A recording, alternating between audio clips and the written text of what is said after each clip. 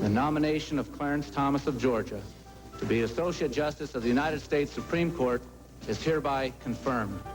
And so ends the most bitter battle ever for the Supreme Court nomination. A new adventure for Renaissance woman, Gina Lollobrigida.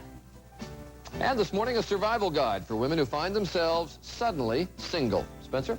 All right, Charlie, the heat goes on. 20 record highs were set yesterday in the western states, including Medford, Oregon, with a high of 89 degrees. There'll be more records falling today, but relief is on the way. That's the good news. All right, sort of well, I don't want to call it an anticlimax yesterday in the Senate, but the vote as anticipated, although very close. Very close, but as anticipated, the case is closed. Last night, Clarence Thomas was confirmed as a justice on the Supreme Court, but the controversy is far from over. This hour, we will explore the repercussions of this 3-month-long ordeal that tested the system, the people who ran it, and the people who watched it. We'll be talking in just a few moments with Senators Tom Harkin and Orrin Hatch, but first we go to the news, and leading the news at this hour, the end of a difficult Senate confirmation. Mike Schneider has that story. Mike? Thank you, Charlie. Good morning, everyone. This was a narrow victory, but even so, it is a victory. Judge Clarence Thomas has now won his seat on the U.S. Supreme Court. Allegations of sexual misconduct tipped the Senate vote last night, but not enough to defeat his nomination.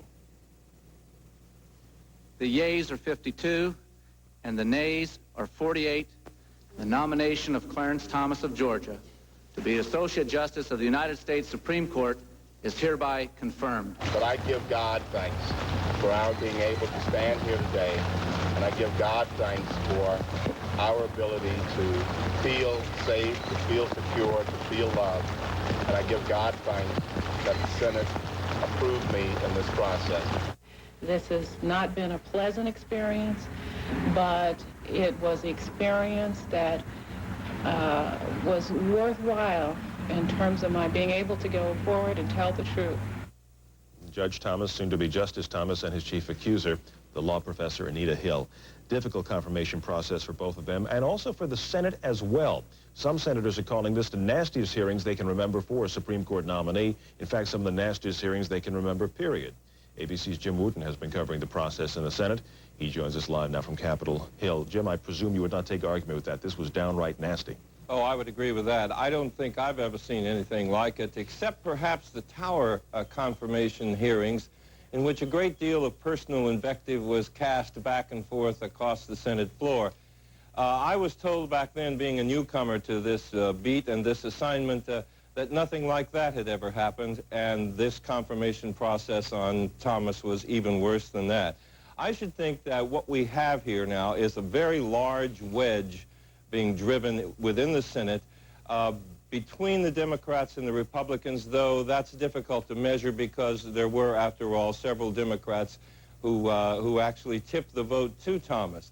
But the Senate is an odd place in that, despite all that goes on back and forth, it has always operated on a premise of comity, of amity, of cordiality, mainly because these fellows know that that their enemy today, legislatively, has to be their friend tomorrow.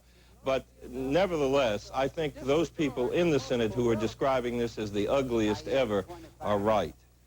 The Republicans in the Senate obviously have to be celebrating the fact that they got the president's man through.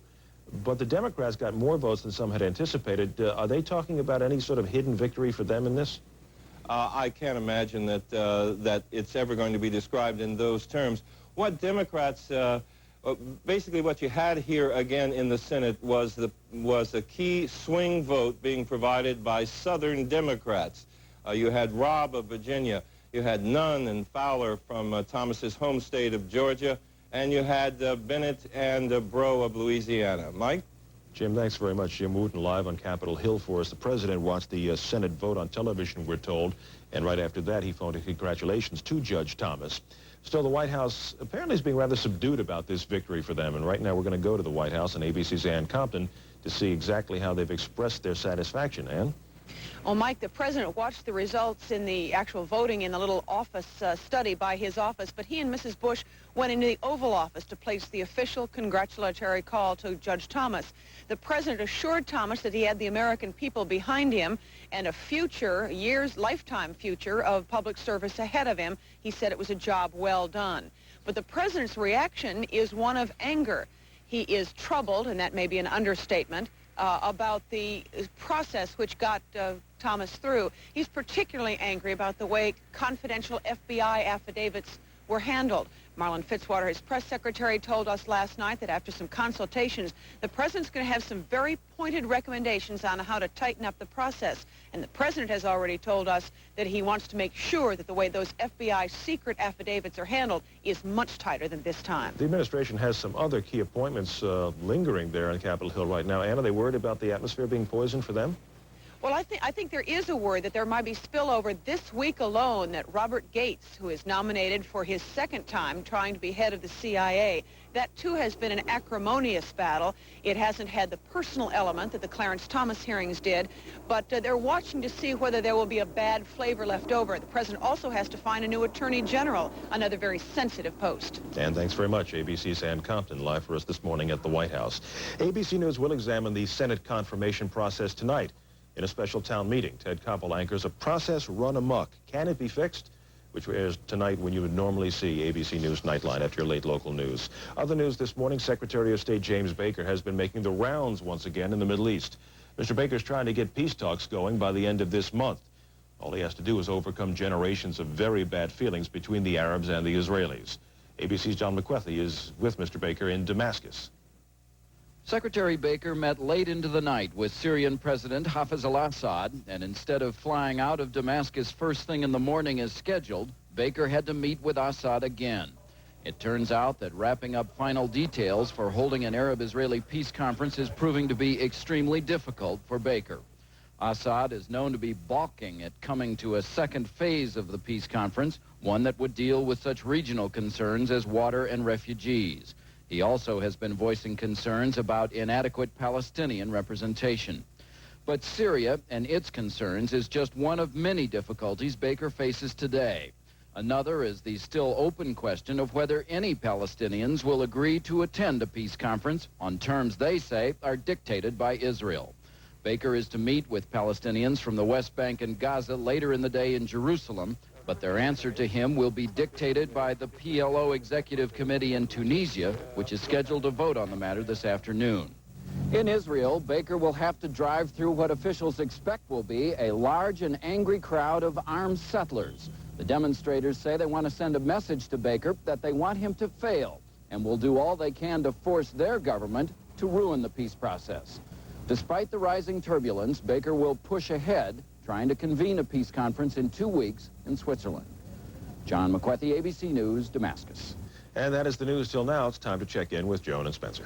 All right, Mike, thank you very much. And Spencer's got nothing but clear skies coming his way. That's right, just about. Yeah, clouds are finally moving on. Wanted this.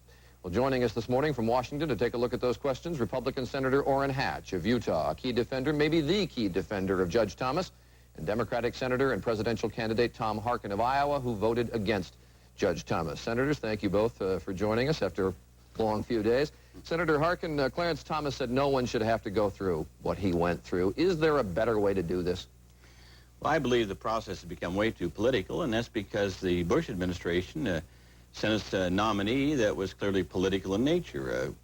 Clarence Thomas was not qualified to be on the Supreme Court at age 43, no juridical background, no real experience. He was appointed or nominated by President Bush to carry the right-wing conservative banner on the court, not because he was the most qualified. And so, therefore, since there wasn't much in his qualifications, it went really on his character, and that's what it devolved into. Well, Senator Hatch, Senator Harkin again opens up the debate itself, but I'm wondering within the process, is there a better way to do this? Well, first of all, let me just say that Clarence Thomas is as good as anybody ever nominated to the court. He's a very fine human being. He's come up the hard way. He understands what people have gone through who have had hardship and travail, and I think he'll make a great justice. But the process itself was just lousy.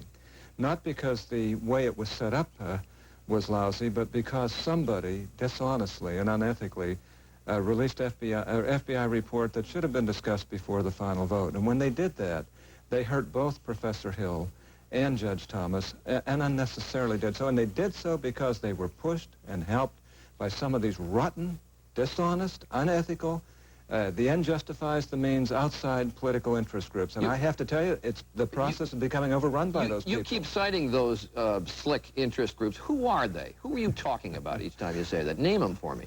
Well, I'm not going to name them because you know who they are. Let me give you one. Don't. Tell me. Well, let me give you one in particular. In the Bork matter, and they've been in every matter since, People for the American Way. Some people think they should be called People for the Un-American Way because in Bork, they ran an ad that had 99 total errors in the ad.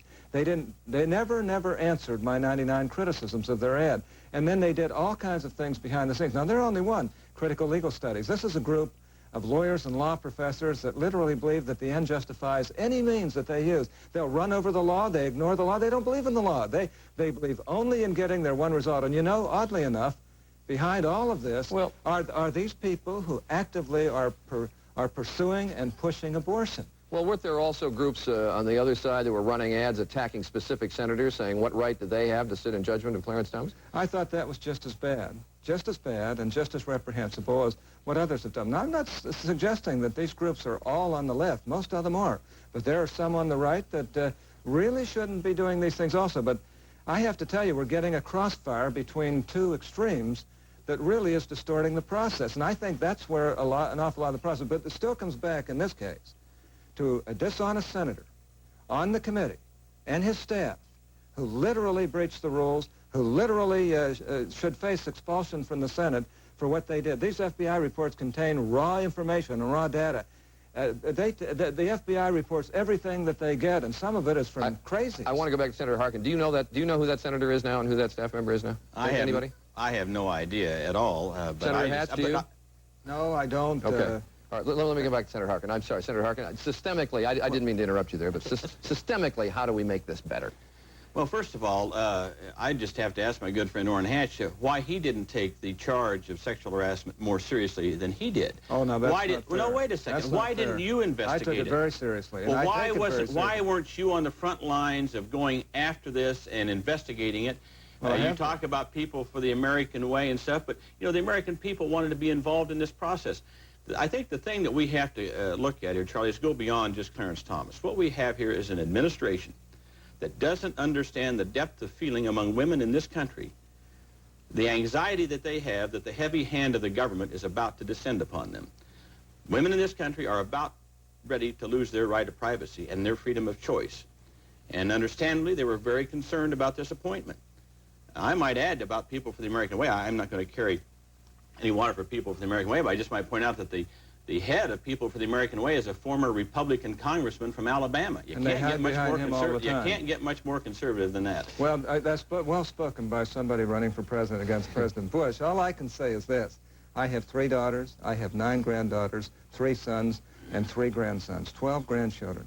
I have to tell you, I'm as concerned about sexual harassment as anybody, and I find it offensive that anybody says that anybody on the Senate floor is not concerned about it. We all are, and I think one of the good things that came out of it was we're more aware today. Well, that is one of the good things. We are more aware about it, but I think the one thing we also need is we need more women in the Senate, we need more women on the Supreme Court, we need more women in high places in this country. On that point, I will leave it. Senators Harkin and Hatch, thank you both for being with us. The divisions in the Thomas nomination are not going to die quickly. 15 minutes after the hour, we will check in with reaction from around the country when we come back. That's beautiful. It'll never fit. Oh. Somehow, we have to make sure that it doesn't happen again, that the process has got to change. All right, out on the other coast, Thomas Plate, how do people feel in California?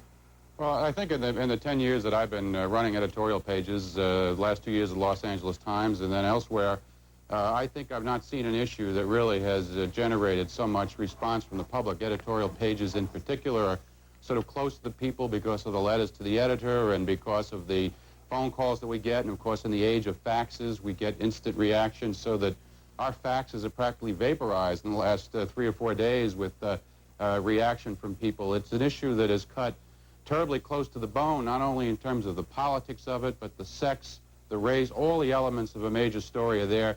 Plus, of course, in California, as you know, last year there was a huge political revolt in the form of term limitations measures that were passed. California does not look inside the Beltway matters as often as people in the Beltway do, or perhaps people on the East Coast in general.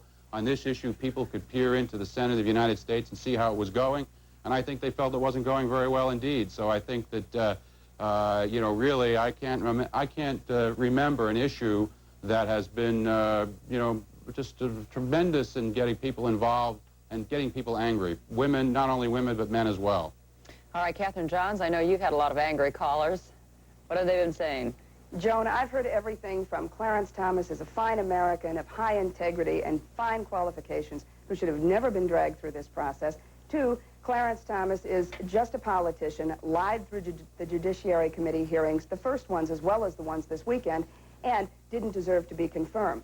I've heard lots of criticism of the senators, individually and collectively, and I've heard criticism of President Bush from people who think that he started all of this when he picked a guy of Clarence Thomas's background, and I'm not talking about his grandfather, I'm talking about his judicial background, and stood there with a straight face and said, this is the best man for the job. What about the issue of sexual harassment, though, Catherine? Well, I think women in particular are energized about it. I've heard men being defensive in some measure about it. I think that women have called talk shows at WLS in much greater volume than they usually do, and they're angry. And if that anger is translated into political involvement, as many of them say it will be, we're in for some changes. But do you think perhaps, Thomas, that we've had some consciousness raising across the country? Oh, there's no question about it. I was just to check with our letters editor, Mary Cox, last night to see how the letters were running and what they were saying, and she told me not only was it a huge volume of letters, as I indicated, but that some of the letters were from men in Southern California saying, yes, they had witnessed sexual harassment in their own office, in another department or in their own department, and it had been unattended to by the corporate culture in which they work. I think that if there is a silver lining in the ugliest political cloud I think we've seen in many a year, it is that sexual harassment issue has been raised and the issues have been discussed. And finally, one unfortunate outcome, Renee, do you think that it might have been divisive for the black community? Well, I don't know if I want to use the term divisive, Joan. I think what it has shown, and this may be a very, very good thing, is that there is no such thing as one black community. That it has shown that there is diversity in the black community and that reasonable black people can differ just as reasonable white people can differ. And if that is something that the American population has learned from this, so be it, and I think it's a wonderful thing. And a good point on which to end. Thank you all. If your next appliance purchase